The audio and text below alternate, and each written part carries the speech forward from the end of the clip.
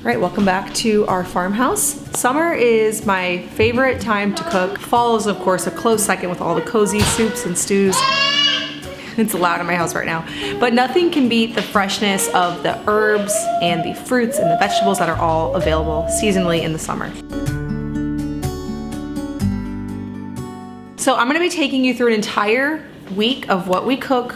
One meal a day, I document. I've been doing this type of video for a while and it seems to be one of you all's favorite videos to view. The first thing I'm gonna make today is a chicken with a creamy peach sauce. This comes straight from the Farmhouse on Boone blog. So if you want the printable version, it's over there. Whenever you have all of the right ingredients to make it and fresh peaches, it is so, so good. I don't have everything today, but I'm gonna just make a rendition of it and serve that over some rice, add some fresh thyme from the garden, so let's get started. We're gonna start by getting some rice cooking. I just have some organic white rice. Go ahead. Oh boy, good job.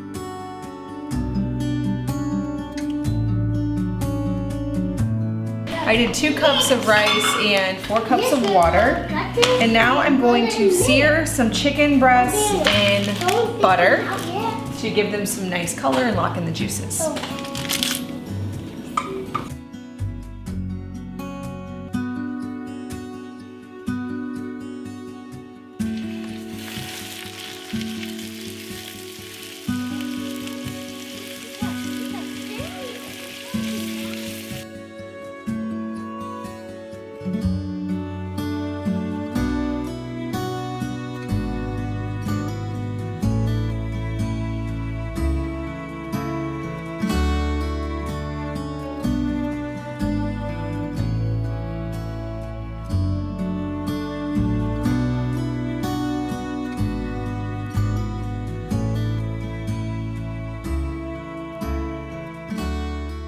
I had one more chicken breast to cook, but then I'm just deglazing the pan with onions. Now, normally I add some white wine, but I did not have any. The onions do a pretty good job of it, but I'm also gonna use just a little bit of water to get up all that goodness. Just trying to get the pan really clean, and a liquid helps do that, because the chicken has such delicious flavor that it kind of leaves there. Okay, next I'm gonna add in my diced peaches, some cream, a little maple syrup, a little Dijon mustard, about a tablespoon of this, a couple tablespoons of Dijon, and then salt and pepper to taste.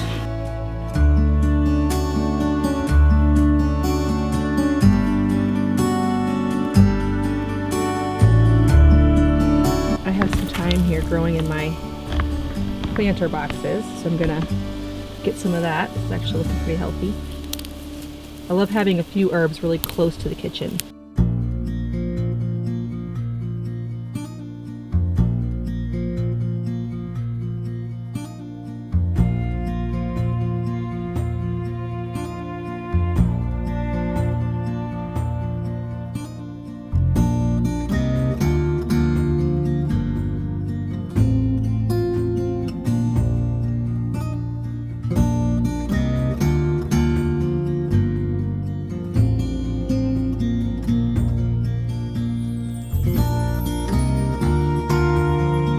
It is Sunday, and usually we're out and about on a Sunday at my parents' or Luke's parents', but today we ended up staying home. So we're gonna make something really simple. We're not doing too much in the kitchen just because, I don't know, I'm feeling pretty lazy. We just got back from vacation and I just don't feel like spending a whole lot of time in the kitchen. Also this morning I already prepared for later this week 4 loaves of sourdough bread and a batch of sourdough buns.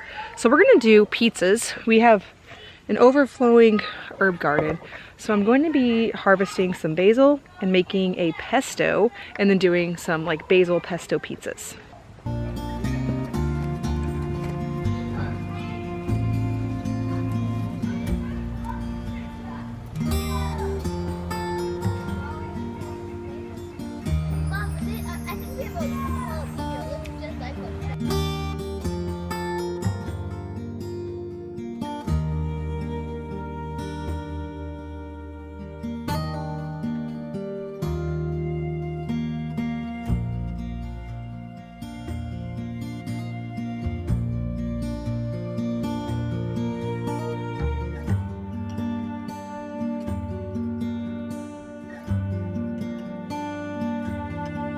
Now, traditionally, pesto is made with pine nuts.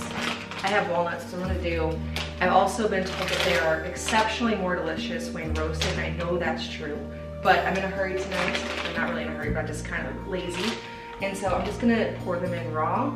And then I also use some of the oil from these roasted tomatoes because they're packed in oil. And so I know that I won't be using all of that on the pizza. And then I'll probably have to add just a little bit more oil to bring it together and some salt to taste. This pesto is nice and creamy. I actually also added just a little bit of water. I find that it takes a lot of oil to come together, so if you don't want to use half your bottle of oil, you can just add a touch of water. That same trick also works really great with homemade hummus. I've been preheating my cast iron skillets a while. If you follow my channel, you're probably tired of seeing me make these pizza crusts, but I cook a lot on this channel and we make these a lot, so I'm just doing what we actually do here. The pan was looking a little dry. I don't always add oil first, but today it was looking a bit dry, and I'm just gonna add my sourdough starter.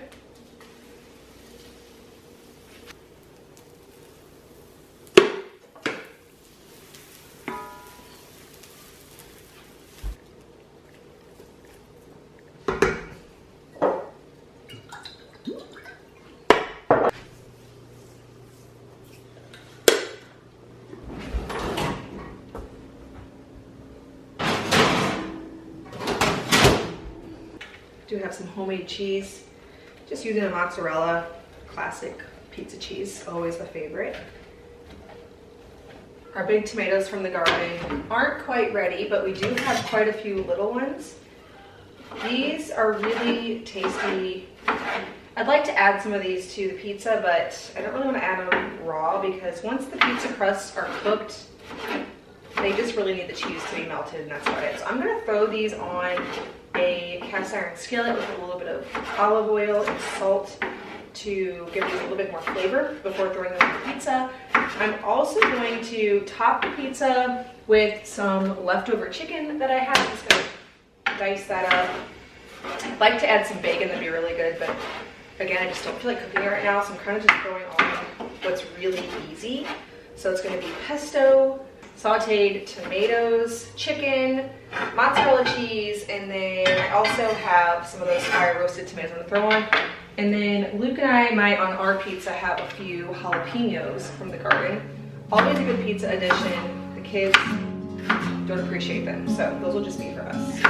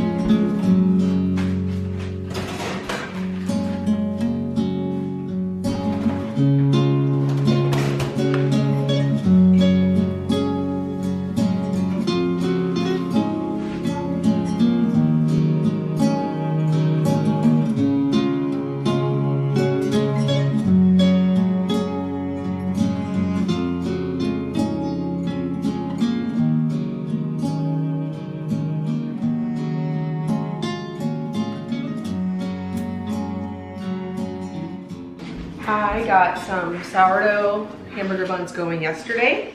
So now I'm just going to do a little milk wash on them, or cream wash.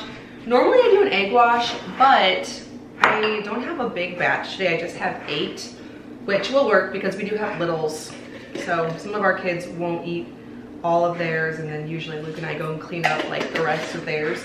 I'm also gonna make 2 pounds of meat for sloppy joes. But whenever I don't have a big batch of something, I end up wasting the egg wash, and I just don't feel like doing that. And so I'm going to just brush them with a little milk. You don't even have to do that, really. You could just do no egg wash at all. They just won't be as brown on top, which mostly is aesthetic. A lot of times I don't actually get these buns into the refrigerator, but yesterday I was just doing a really big sourdough day. I made 2 German or Dutch baby pancakes for breakfast. I made 4 loaves of bread that I'm just gonna have sitting in the fridge as we need them. And then I made buns and, was it 3 pizzas? So I got back from vacation and fed the starter and then just wanted to make like everything sourdough.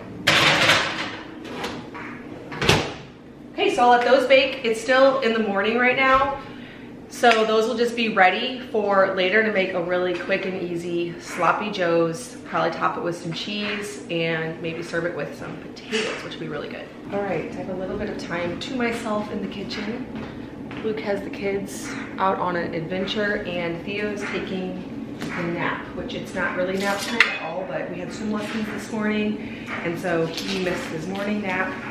I'm gonna get lunch going before everybody comes home. I'm going to get a couple pounds, I think they package these in 2-pound packages for me, of ground beef going. Then I'm just gonna add some onions, garlic, maybe some tomato sauce and ketchup, a little mustard, a little Worcestershire sauce, salt and pepper to taste, and make a homemade sloppy joe. So this is something I actually don't do a whole lot, but it's really another good way to use up ground beef. It's easy for the kids to eat. I can top it with sliced cheese and serve it with potatoes, sauerkraut, maybe a salad. We'll probably just do potatoes and sauerkraut today, but I know it'll be a crowd pleaser.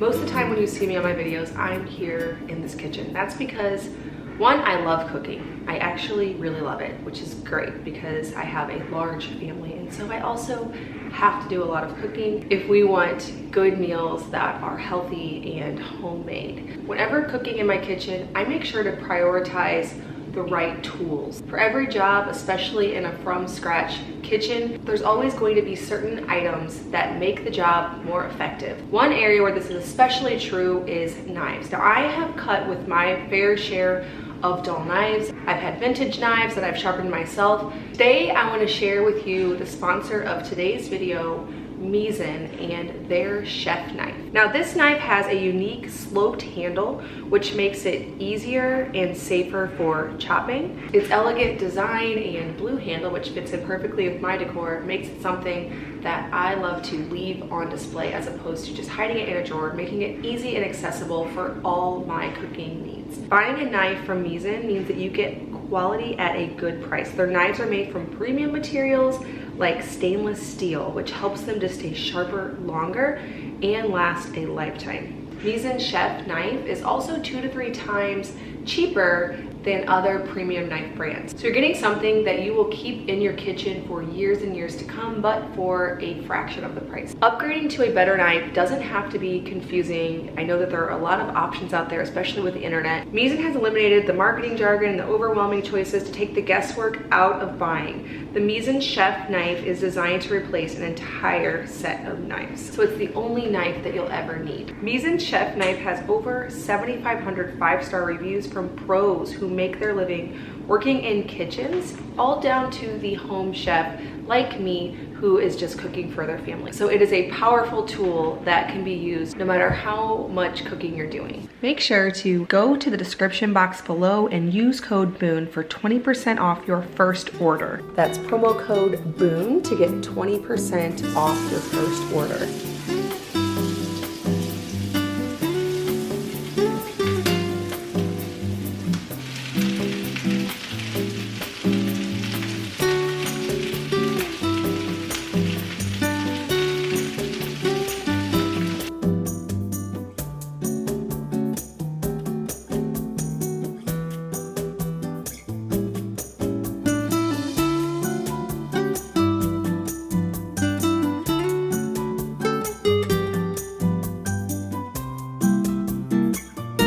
A little bit of extra time before everybody gets home. So I decided I'm going to actually go ahead and put these in the oven so that when the cheese has a chance to really melt all over the bun. It's so delicious that way.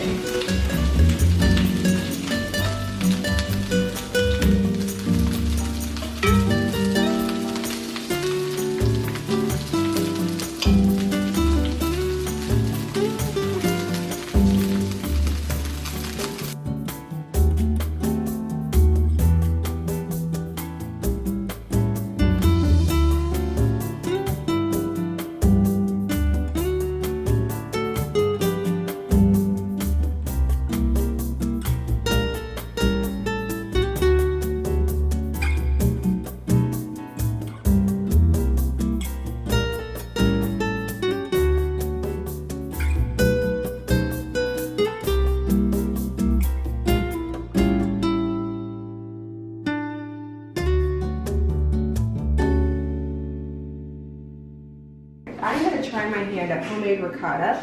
I've tried this before and I failed at it. So we're going to try again with a different method. Before I just used the whey. I've tried multiple times, could not get anything to separate out. So today we're going to use whole milk. First I'm going to get my cheesecloth over a bowl here. This one's probably not the best option. Let's do something a little bit skinnier. Going to get half a gallon of milk going back here to about 185 degrees.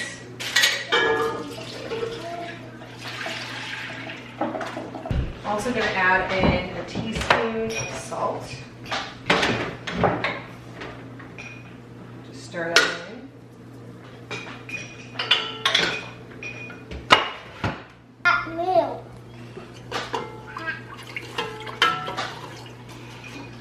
In the meantime, I'm going to get a couple tablespoons of lemon juice.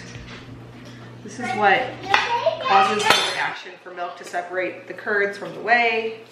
Something acidic, you can also use vinegar. Okay, and 2 tablespoons of lemon juice. I'm just going to leave it undisturbed for about 10 minutes with the heat on.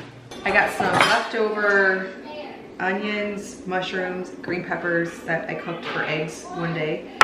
So I'm going to use that. I'm going to use some of my homemade mozzarella, ricotta, tomatoes, and maybe mix some herbs into the ricotta and do like a fancy grilled cheese on sourdough. That's my plan. Really easy meal and casual. Okay, the first time I felt like there was not enough curd separation, so I added in some citric acid. I could have alternatively added in more lemon juice, but I see quite a few more curds in here. I still feel like there could be more, but I'm pretty new to making ricotta. It's like making mozzarella, but without the rennet. Otherwise, it's just like an acid is making the curds and whey separate. I know that either way, it's gonna be delicious. I cut up some herbs. What'd you get? But basil and sage, and add it to the ricotta. So why don't you chop these up?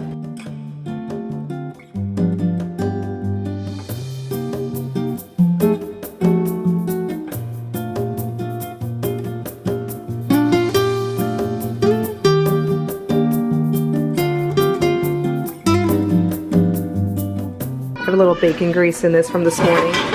So this plus a little bit of butter will be perfect for grilling the grilled cheeses.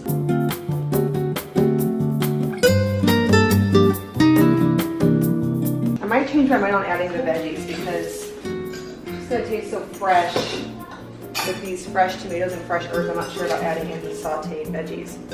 That's okay, we can save them for another meal. Also, I think I'm gonna make these open faced because I have a hard time cutting my sourdough really thin. So I think I'm just gonna go like this, put a lid on, and then top it with tomatoes, salt, pepper, a little fresh herb in there, homemade cheese. This is a summer lunch.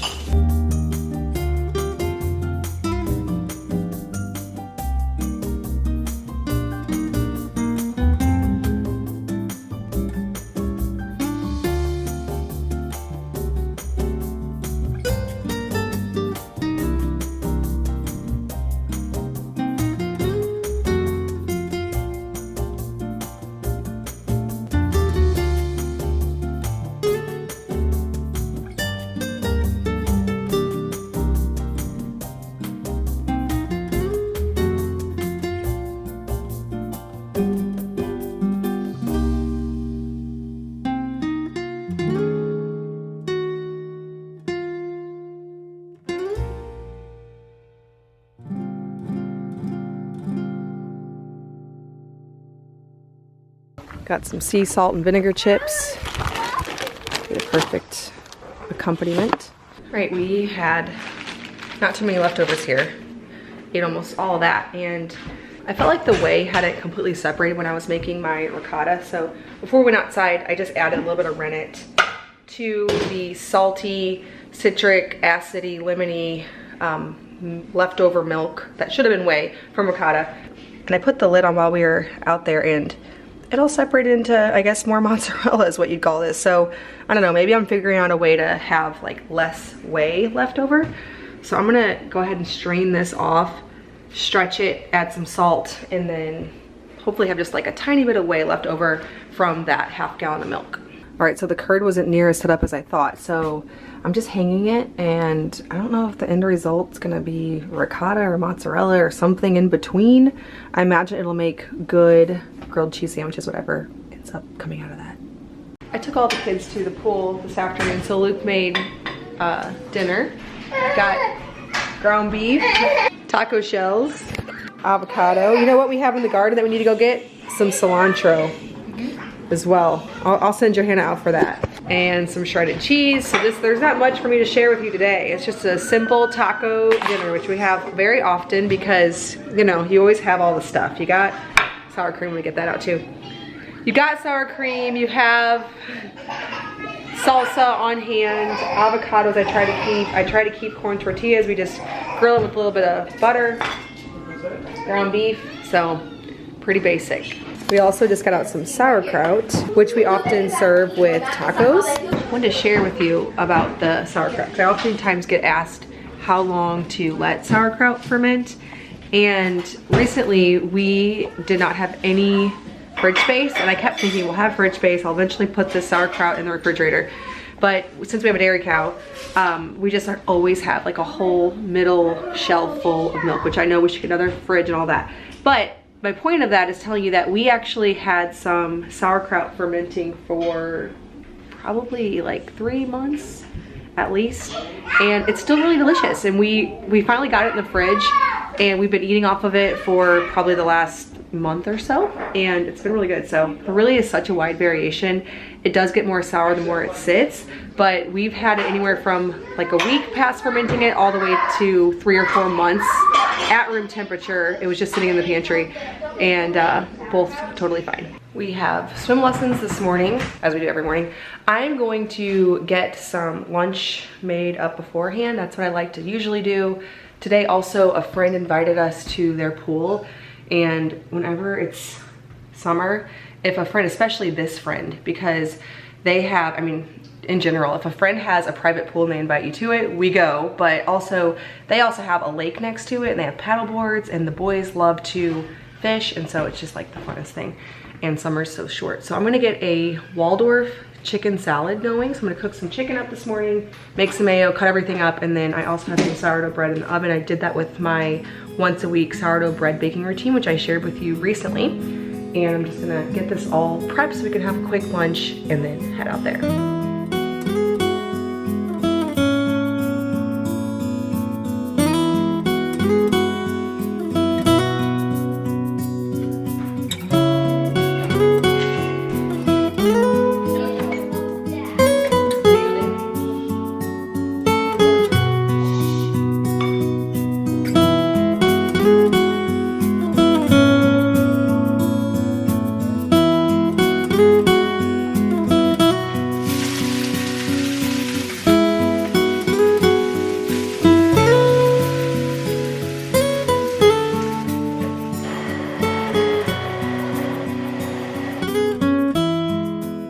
Alright, I explained this in a recent video, but this has only happened to me once, now twice, where my mayo doesn't come together. And last time, instead of throwing it out, because I do not throw the food out, like it has to be really bad for me to want to throw it out, I simply just added the concoction that didn't set up back on top of another egg, and it totally worked. So we're just gonna go for that again. This is gonna be a double egg mayo batch. Okay, so that works great. Like this is nice, thick mayo. This is just something that I learned experimenting in my kitchen. Kind of like the cheese I shared a few days ago on this video. That didn't work, and I just added some rennet. You know what, it was cheese again. I like to experiment with things before just throwing them out. I get so many people who say, oh, I've thrown away way too many loaves of sourdough bread. Here's the thing. Don't throw it out. You can always make something with it. I mean, occasionally there's a time when you can't. But like, for example, here, it was soup before. Now it's mayo. It's perfect for my chicken salad. So just try to be creative and think about how you could still use stuff, because it is discouraging, especially with food prices, to be throwing away good oil, good eggs. You don't want to do that. I don't want to do that.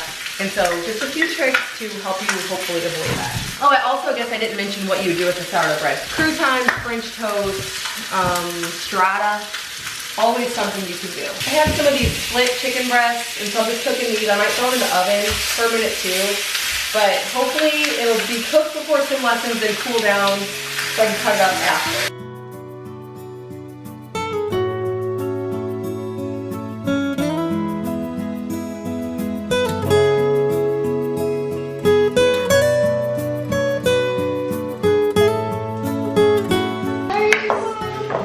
Celery and grapes.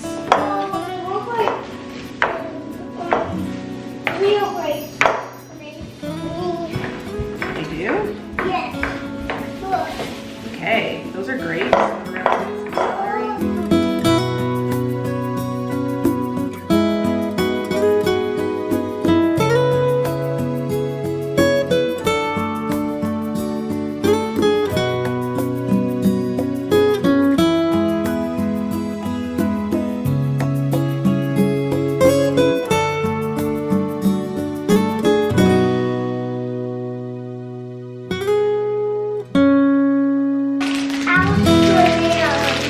Trying to crush some walnuts here in the bag and put some walnuts in this. What are those? Walnuts. Then why did it go walnuts? They don't look like walnuts. Oh, the walnuts you're thinking from the tree come in that green thing, don't they? This is what's inside of them. All right, let's stir this Waldorf chicken salad up and serve it on sourdough bread. Well, it's a little bit cute. It's a little bit cute. Yeah, I just like that. Today I am going to make zucchini lasagna. I have a zucchini that came from the garden but has been sitting in the fridge for far too long. So I'm just gonna, actually a lot of it's really good. I'm just gonna cut off some of the bad spots. And then my goal is to slice it very, very thin. And then while I'm getting all the rest of the ingredients prepared, I am going to salt it so that it releases some of the moisture, because the biggest problem with a zucchini lasagna, or whatever you're trying to use zucchini in place of pasta, is the moisture. It can become a little bit watery. It's totally fine, but if you can prevent it, it's pretty easy to do. I'm just going to salt it, let it sweat out a bit, and then I'm going to grill it. I have a lid. It's actually also by Misen that goes on the cast iron Dutch oven that doubles as a grill. Has like the little grill ridges in it. So I'm going to get that really hot and just give these a quick grill before adding them into my lasagna.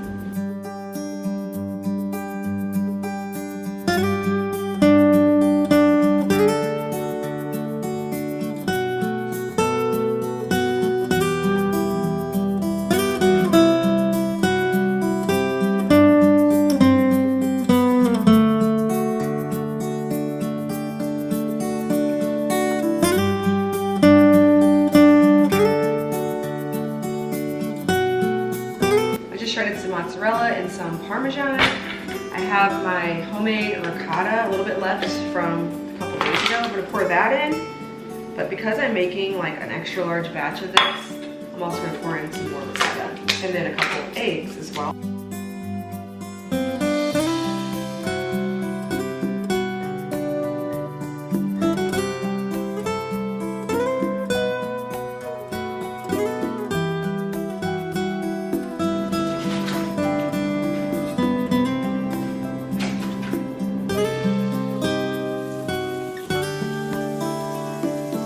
Really so much moisture that came out of this.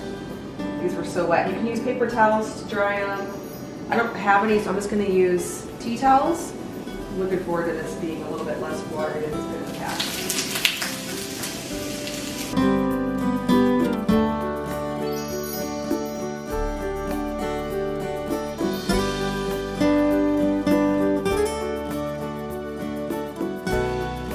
All right, I'm just going to combine my beef with some sauce and then start layering this. I'll just do grilled zucchini, the ricotta mixture, the beef and the sauce, and then mozzarella, and then I'll just keep repeating that.